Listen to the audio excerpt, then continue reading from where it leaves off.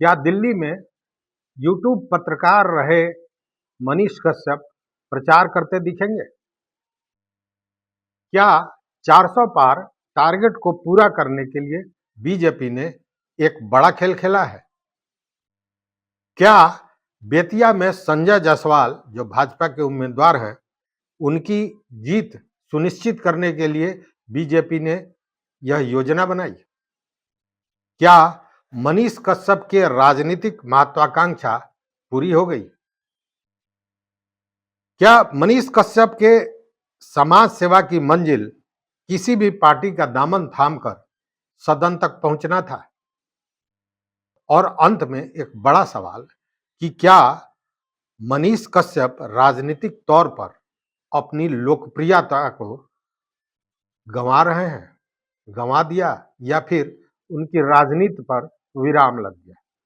ये कई प्रश्न हैं और ये प्रश्न तब उठा जब कल मनीष कश्यप भाजपा में ज्वाइन कर लिया। मनीष कश्यप ने कहा कि मोदी जी के काम से प्रभावित होकर उनकी मां ने उनको आदेश दिया कि वो मोदी जी का साथ दें और उनके साथ काम करें, इसीलिए वो बीजेपी ज्वाइन किया है। वो मां की बात को नहीं काट सकते हैं। एक सपूत की तरह उन्होंने ये बात कही। बात दिल को छूने वाली है कि आज जहां माँ बाप या अभिभावक के बात को हमेशा दरकिनार करते हैं बच्चे, ये सोचकर कि ये पुरानी पीढ़ी है, वहां मनीष कश्यप अगर इस तरह की बात कर रहा है तो निश्चित रूप से सराहनीय है। लेकिन ये सारे प्रश्न हैं और इस प्रश्न का जवाब ढूंढने की हम कोशिश करेंगे। नमस्कार, मैं हूं राकेश कुमार, मत अभिमत पर आपका स्वागत है। मित्रों, गुजरात के सूरत में अभी एक घटना घटी जहां बिना चुनाव लड़े, बिना मतदान किए हुए भाजपा के उम्मीदवार मुकेश दलाल निर्विरोध निर्वाचित कर लिया गया। और इसमें भाजपा की कितनी बड़ी राजनीतिक कूटनीति का की योजना थी, वो सामने आया तब जब ये पता चला कि नीलेश कुंभानी जो कांग्रेस के प्रत्याशी हैं, उनके सारे जो प्रस्तावक थे, उनका प्रस्तावना पत्र पे जो हस्ताक्षर था वो गलत था और उनके पर्चा को ही निरस्त कर दिया गया। वो हट गए। उनके हटने के बाद सारे निर्दलीय लोगों को एक-एक करके बुलाकर एक 5 स्टार होटल में बैठे भाजपा के प्रदेश अध्यक्ष ने डीलिंग की और सारे लोगों ने अपना मतपत्र वापस ले लिया और निर्विरोध चुने गए मुकेश दलाल। और तब यह कहा गया कि 400 पार का यह एक नमूना है। अब प्रश्न यह उठता है कि क्या 400 पार का यह दूसरा नमूना तो नहीं है बेतिया का? क्योंकि आपको याद होगा, यूट्यूबर मनीष कश्यप अपने अंदाज में बात करते थे, सरकार की गलत नीतियों पर, गलत काम पर घूम घूम कर वीडियो बनाते थे। वीडियो वायरल भी होता था क्योंकि पत्रकार से ज्यादा एक युवा तुर्क की तरह, एक आंदोलनकारी की तरह वो बातें करते थे। लोगों को पसंद आता था और धीरे धीरे वो लोकप्रियता के उस सीढ़ी पर पहुंच गए कि सीधे उन्होंने तेजस्वी यादव को चैलेंज कर दिया कि अब सरकार नहीं बनने दूंगा। इसी बीच एक मामला हुआ, एक फर्जी यूट्यूब डालने की बातें आई, वो जेल गए और तमाम तरह की चीजें होते रही। 9 महीना उन्हें जेल में रहना पड़ा, लेकिन इस बीच उनकी लोकप्रियता भी बढ़ती रही। भाजपा के लोग उनका मदद भी करते रहे। मदद इसलिए नहीं कि मनीष कश्यप जो कर रहे थे सही कर रहे, मदद इसलिए कि मनीष कश्यप को लोकप्रियता हासिल थी और मनीष कश्यप सीधे तेजस्वी पर वार कर रहे थे और तेजस्वी के बढ़ते लोकप्रियता से भाजपा कहीं ना कहीं परेशान थी, रुष्ट थी और तेजस्वी चाचा जी के साथ सरकार में बैठे हुए थे। ये भाजपा को पच नहीं रहा था। चाचा जी को भी बहुत गालियां भाजपा दे रहे थे, लेकिन फिर चाचा जी के साथ आ गए। लेकिन मनीष कश्यप छूटे, फिर वापस अपने घर आए, बिहार आए, चंपारण आए, बेतिया आए। और तब जब टिकट बंटने की बात आई, तो चूंकि उनकी करीबी मनोज तिवारी से दिखाई देती थी कई बार, कई चित्रों में, कई वीडियो में, तो लोगों को लगा कि भाजपा मनीष कश्यप को अपना कैंडिडेट बनाएगी। बाजार में हल्ला भी था कि मनीष कश्यप भाजपा के कैंडिडेट होंगे, लेकिन ऐसा हुआ नहीं, क्योंकि लोकप्रियता अलग बात है एक यूट्यूबर के रूप में, और राजनीतिज्ञ के रूप में लोकप्रियता अलग बात है। बहुत हल्के में भाजपा ने उन्हें लिया। लेकिन जब ये सारी प्रक्रिया पूरी हो गई, टिकट फाइनल हो गया, तो मनीष कश्यप ने ऐलान किया कि वो निर्दलीय चुनाव मैदान में आएंगे, और साथ में उन्होंने सभाएं भी करनी शुरू कर दी। सभाओं में अपार भीड़ होने लगी, लोग आने लगे, अपने गवई अंदाज में, अपने पुराने अंदाज में लोगों को पूरी तरह इमोशनली अपने साथ जोड़ने का काम भी करने लगे, और उसमें सफल भी हो रहे हैं। लगातार मंचों से सरकार के विरोध में और तेजस्वी यादव राजद के विरोध में, भाजपा के विरोध में भी वो लगातार अपनी बातें कर रहे हैं, तीखा प्रहार कर रहे हैं। लेकिन एकाएक रंगमंच का दृश्य बदला, और कल जो दृश्य आया कि वो भाजपा के साथ शामिल हो गए। देखिए ये वीडियो, इसमें नड्डा साहब उनको भाजपा का जो वस्त्र है, अंग वस्त्रम है, वो भेंट कर रहे हैं।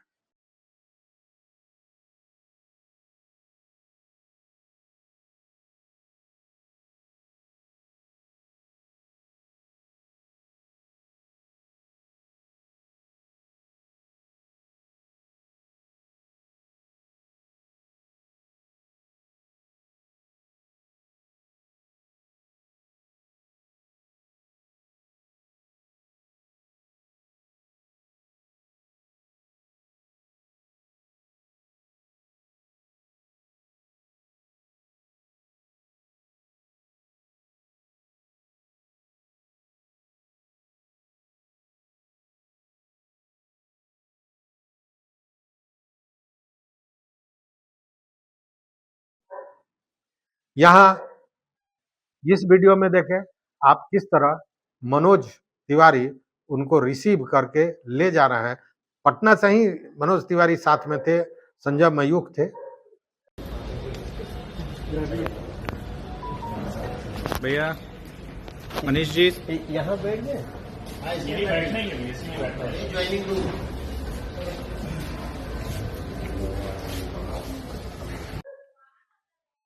और ये सब दिल्ली में हुआ। अगर यही करना था और बिहार के लाल को अपने पार्टी में शामिल करना था, और बिहार के लाल मतलब मनीष कश्यप को अपनी राजनीति करनी थी, तो उनको बिहार में क्यों नहीं बड़े मंच पर, जहां सम्राट चौधरी प्रदेश अध्यक्ष थे, ये सारे लोग होते, और तब उनको दिया जाता सदस्यता भाजपा का। लेकिन उनको दिल्ली बुलाया गया, और दिल्ली में ये सारा काम।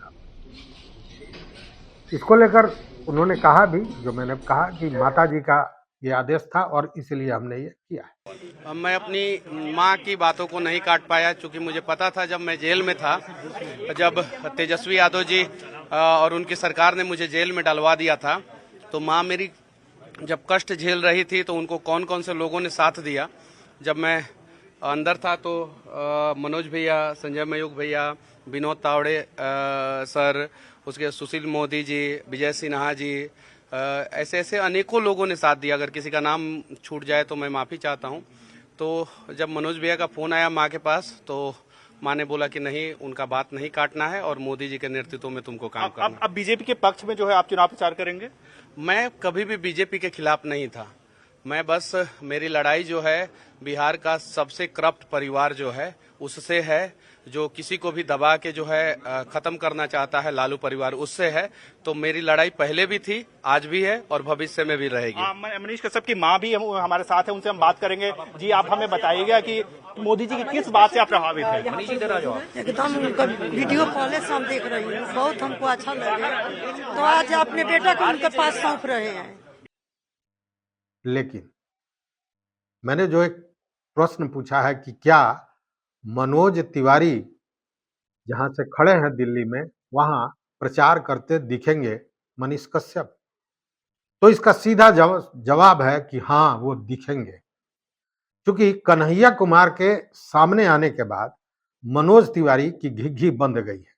मनोज तिवारी की स्थिति अच्छी नहीं है। गाना गाना, फिल्मों में एक्टिंग करना और आम जनता के सामने एक्टिंग करना, दोनों में बड़ा अंतर होता है। फिल्मों की तरह उन्होंने एक्टिंग की दिल्ली की जनता के साथ, और अब वो जनता उनसे कहीं ना कहीं परेशान है और बदलाव चाहती है, जैसा लोगों का कहना है, जैसा विशेषज्ञों का कहना है। अब वैसे में मनोज तिवारी को ये समझ में आया कि दिल्ली में जिस क्षेत्र से वो खड़े हैं, वहां बिहारियों की बहुत बड़ी तादाद है और बिहारियों के आइकॉन बन गए हैं मनीष कश्यप। तो मनीष कश्यप को क्यों नहीं भाजपा के साथ मिला लें और उसका लाभ मनोज तिवारी को मिल जाए, फिर मनोज तिवारी की गाड़ी सदन तक पहुंच जाए। तो एक बड़ा कारण यह हो सकता है और मुझे लगता है कि ऐसा है। वहीं 400 पार 400 पार का नारा बीजेपी का है और इसे पूरा करना है। सूरत में इसकी वानगी हमने देखी। अब जब बेतिया से मनीष कश्यप ने कहा कि वो चुनाव लड़ेंगे, उन्होंने सभाएं शुरू की और जब सभाएं शुरू की, लोगों की भीड़ आई, तो स्थितियां बदलती नजर आई। क्योंकि उसके पहले सब कोई कह रहा था कि इस क्षेत्र में जो 4-5 सीटें हैं, उसमें अगर श्योर शॉर्ट सीट है तो एक बेतिया का है। लेकिन मनीष कश्यप के आने के बाद लोगों को लगा कि मनीष कश्यप जिस जाति से आते हैं, बड़ी जाति से आते हैं, और उनके साथ दलित महादलितों की एक बड़ी भीड़ है, युवाओं की बहुत बड़ी भीड़ है। तो लोगों को लगा कि ये मैक्सिमम वोट तो भाजपा का काटेंगे। वैसी स्थिति में कहीं भाजपा को एक सीट का नुकसान नहीं हो, इसलिए कि 400 पार करना है। तो एक रणनीति यह भी हो सकती है कि संजय जायसवाल के सीट को सुनिश्चित करने के लिए ये सारी चीजें की गई और मनीष कश्यप को भाजपा ने अपने साथ मिला लिया। अब कल तक जो सुर ताल मनीष कश्यप का था, वो स्वाभाविक है बदल जाएगा। अब वो भाजपा की बात करेंगे, भाजपा के काम की बात करेंगे और नरेंद्र मोदी को विश्व का सबसे महान व्यक्तित्व बताने में कहीं गुरेज नहीं करेंगे। तीसरा प्रश्न है कि क्या समाज सेवा के पीछे, जो बार बार समाज सेवा की बात मनीष कश्यप कर रहे थे, तो इसकी मंजिल क्या थी? इसकी मंजिल कहीं ना कहीं सदन तक जाना था।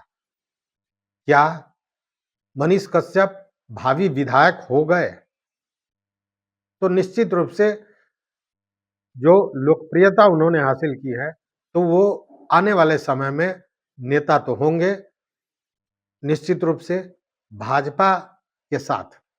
तो जो परिदृश्य दिख रहा है, उससे यही लगता है कि अभी वो भाजपा की मदद करेंगे। भाजपा के 2 सीटों को निकालने में उनकी अहम भूमिका होगी। तो निश्चित रूप से इस पुरस्कार के रूप में उनको विधानसभा की सीट भाजपा देगी और वो निश्चित रूप से सदन में पहुंचेंगे और तब उनका आमना सामना तेजस्वी यादव से होगा, जैसा वो कहते भी हैं कि अब आमने सामने तेजस्वी से बातें होंगी।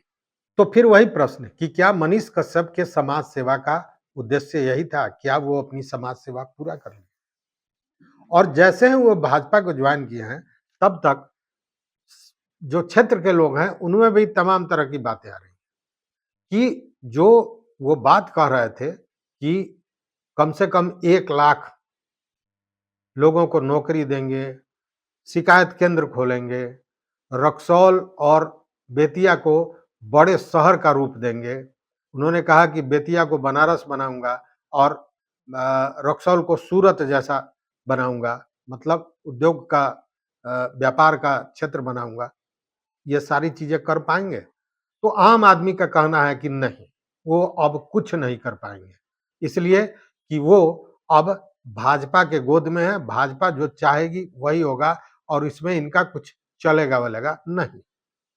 मतलब कि फिर वही प्रश्न उठता है कि क्या राजनीतिक रूप से जो लोकप्रियता उनको हासिल हो रही थी, वो भाजपा के मिलने के साथ भले ही भाजपा का समर्थन उनको मिल गया हो, लेकिन आम आदमी, जो सड़क का आदमी, जो झोपड़ी का आदमी मनीष कश्यप को जिस दृष्टि से देख रहा था, क्या उसमें अंतर आएगा?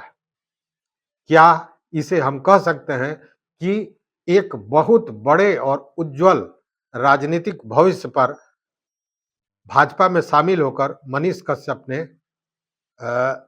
विराम लगा दिया? यह बड़ा प्रश्न है और इस प्रश्न का जवाब मैंने अपने विश्लेषण में दिया और आपसे आग्रह है कि आप भी इस सवाल का जवाब निश्चित रूप से हमारे कमेंट बॉक्स में आकर दें। ऐसे एक पत्रकार होने के नाते मैं निश्चित रूप से कहूंगा कि मनीष कश्यप का भविष्य उज्जवल हो और उनके साथ भाजपा गेम और उनका भाजपा में मिलना